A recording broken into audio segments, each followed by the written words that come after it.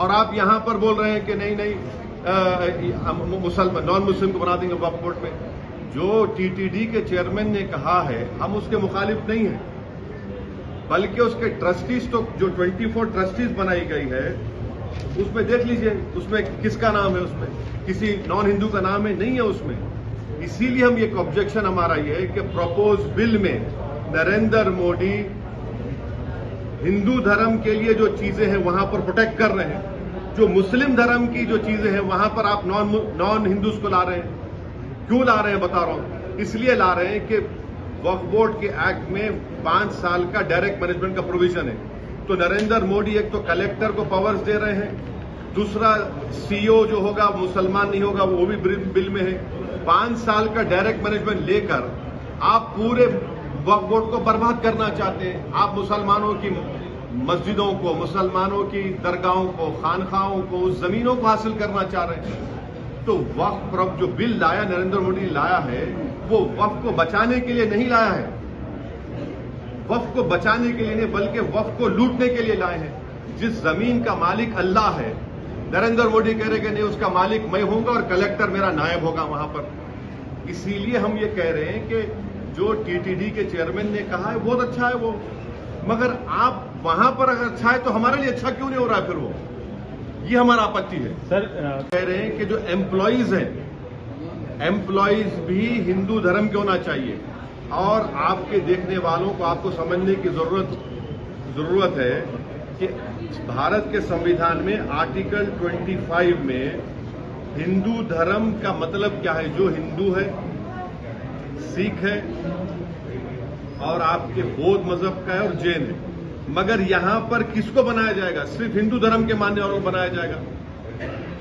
और ना सिर्फ ये बल्कि काशी विश्वनाथ का बोर्ड है उसमें लिखा गया है कि पूरे कमिश्नर सब लोग हिंदू धर्म के होने चाहिए।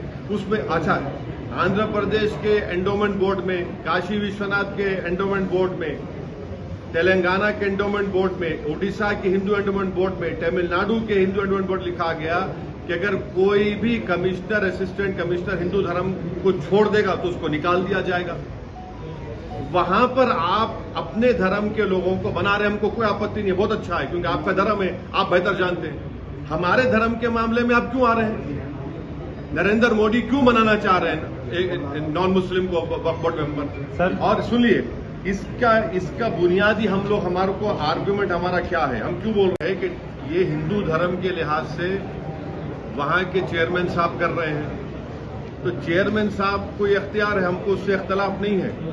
हमको इस बात की आपत्ति है कि नरेंद्र मोदी की सरकार, जिसमें ये तमाम अलाइज शामिल है, वो जो वक्फ बिल के प्रपोज बिल में कहा जा रहा है ये स्टेट वक्फ बोर्ड है और सेंट्रल वक्फ काउंसिल है, उसमें ये बोल रहे हैं कि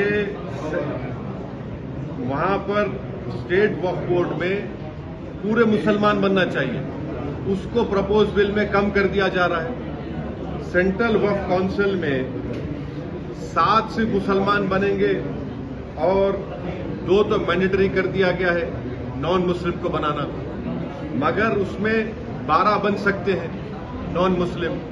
भाई जब आप यहां पर नॉन मुस्लिम को स्टेट वक्फ बोर्ड में और सेंट्रल वक्फ काउंसिल में आप बनाने जा रहे हैं तो ये क्यों कर रहे हैं आप? भाई जब टीटीडी के बोर्ड में ये साफ लिखा गया है कि constitution of the board of trustees 96 देख लीजिए आप, 96(2) ये कहता है कि सिर्फ वही मेंबर बनेंगे जो हिंदू धर्म के होते हैं। आप यहां पर वक्फ बिल में आप ये क्यों प्रोविजन ला रहे हैं? भाई टीटीडी भी हिंदू धर्म का एक बोर्ड है, Andhra Pradesh Hindu endowment charitable purpose का बोर्ड भी हिंदू धर्म के लिए है, वक्फ बोर्ड भी जो है वो मुस्लिम धर्म के लिए है।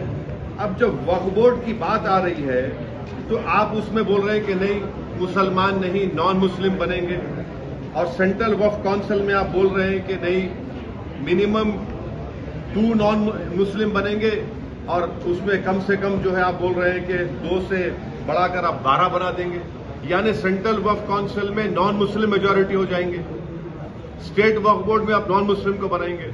तो ये पैरिटी होना चाहिए ना।